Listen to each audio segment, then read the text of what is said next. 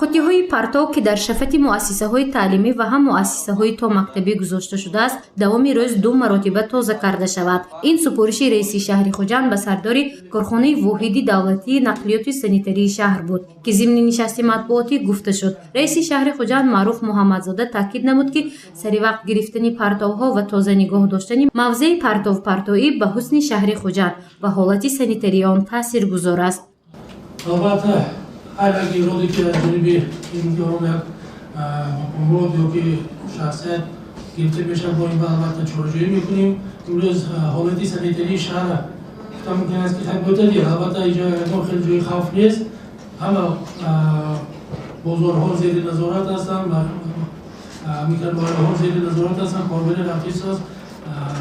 انا تشکیلات شهری خواجگی منزلی کمونالی پور جلب کرده شدن. اول از میکروبیولها دیگر کوچه‌های پرتکاری. البته کار هست میگه کمبودی چیزی که گفتید هست. در اینجا ما انسان به ایرادهای محترم رئیس ولایت بود و وزیر تندرستی در مجلس جمعیتی ما برای اصلاح این کمبودی حالا که شروع کردیم. کاربر رفتی شده است. раиси шаҳри Хуҷанд аз бурду бохти шаҳр дар соли 2019 натиҷагирӣ карда таъкид намуд ки соҳаи саноат ва энергетика дар шаҳр натиҷаҳои назаррас додааст. бино ба гуфтаи ӯ давоми як соли охир ба миқдори 1291.8 миллион сомонӣ маҳсулот истеҳсол карда шудааст ки ин муқоиса бо ҳамин давраи соли 2018 15.4% зиёд мебошад. ҳоло дар корхонаҳои шаҳри Хуҷанд 98 намуд маҳсулот истеҳсол карда шуда истодааст ва натиҷаҳои он хуб арзёбӣ мегардад. аз ин миқдор маҳсулоти истеҳсол кардаи сабарчони шаҳри Хуҷанд қариби 216 ба маблағи 216 миллион сомонӣ ба хориҷи кишвар аз ҷониби 16 корхонаҳои шаҳр маҳсулот содирот карда шуд. ва ғайр аз ин аз ҷониби корхонаҳои шаҳри Хуҷанд ба маблағи 343 миллион сомонӣ маҳсулотҳои воридоти васкунанда истеҳсол карда шуд ки 21% маҷмӯи маҳсулоти истеҳсол кардаи шаҳрро дар бар мегирад.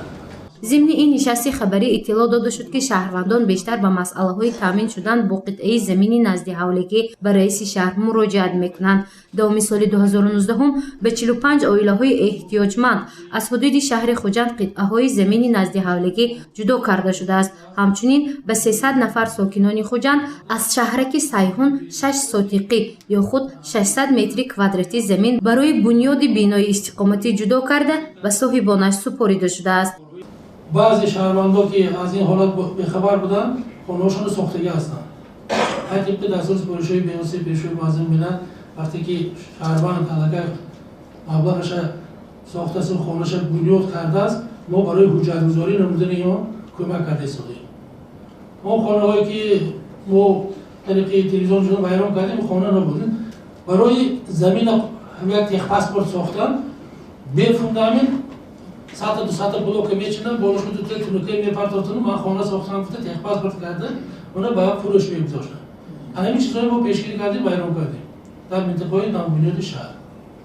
البته این خیلی که گفتم من خلابان امروز جزای خود گرفتم همشون امروز در این سمت خدا با شکر که امروز زمین خودسرانه ضبط کردن زمین کم شده است گفتم که تمام شده است لیکن بعضی ما هستن خیلی که گفتم شهروندان فریب خورده هستن که بعضیشون مبلغ آخرینشون جمع کردن خلابا داده صاحب زمین شدن گفته رفته اینجا صاحبی میکنم میگه افسوس که حجت ندارم حجتی رسمی ما کمک کرده شدیم اون نفرایی که ساختن اون نفرایی که امروز حجت ندارن برای حجت گذاریشون و نوبت گذاشته نوبت کلی با ما دستگیری میکنیم.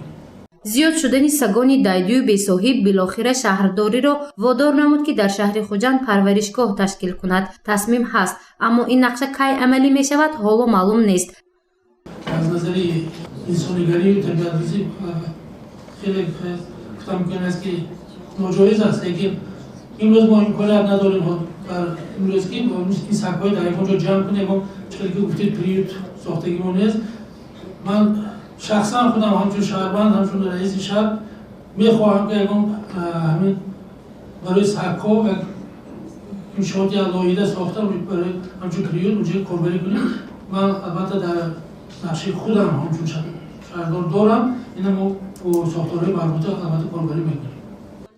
در مجموع ضمن نشست مطبوعاتی رئیس شهر خوجند معروف محمدزاده به زیاد از 30 سؤال روزنامه‌نگاران خارجی و محلی پاسخ داد. آن کمبودی‌هایی که در شهر جای دارند و معماهایی که از جانب روزنامه‌نگاران برداشته شد حل خود را حتما خواهد یافت، گفت رئیس شهر خوجند معروف محمدزاده.